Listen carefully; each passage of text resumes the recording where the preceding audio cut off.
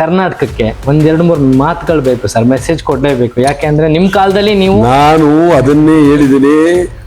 ಈ ರಾಜ್ಯ ಸ್ವಾಭಿಮಾನ, ಕನ್ನಡ, ಕನ್ನಡಿಗರು.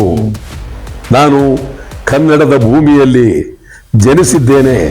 ಕನ್ನಡಕ್ಕಾಗಿ ಅರ್ಪಣೆ.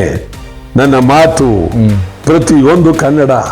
ಕನ್ನಡವೇ ಸರ್ವಸ್ವ, ಕನ್ನಡವೇ ಸಾರ್ವಭೌಮ. ಕನ್ನಡಕ್ಕಾಗಿ ರಾಜ್ಯ, ಕನ್ನಡಿಗರಿಗಾಗಿ ನಾನು ಅನ್ನುವ ಒಂದು ಸ್ವಾಭಿಮಾನ ಬಂದ್ರೆ ಮಾತ್ರ ಸಾಧ್ಯ.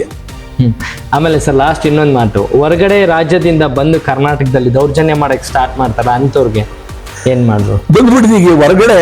ಇಡೀ ಕರ್ನಾಟಕದ ಉದ್ದಗಲಕ್ಕೂ ಬರೀ ಪರಭಾಷೆಯವರ ದಾಳಿ ವಿಪರೀತ ಇದೆ. ಹೌದು. ಇದನ್ನ ನಾವು ಪರಭಾಷೆಯವರ ದಾಳಿಯನ್ನ ತಡೆಯದೇ ಇದ್ರೆ ಕನ್ನಡಿಗರು ಕರ್ನಾಟಕದಲ್ಲಿ ಅಲ್ಪಸಂಖ್ಯಾತರಾಗ್ತಾರೆ.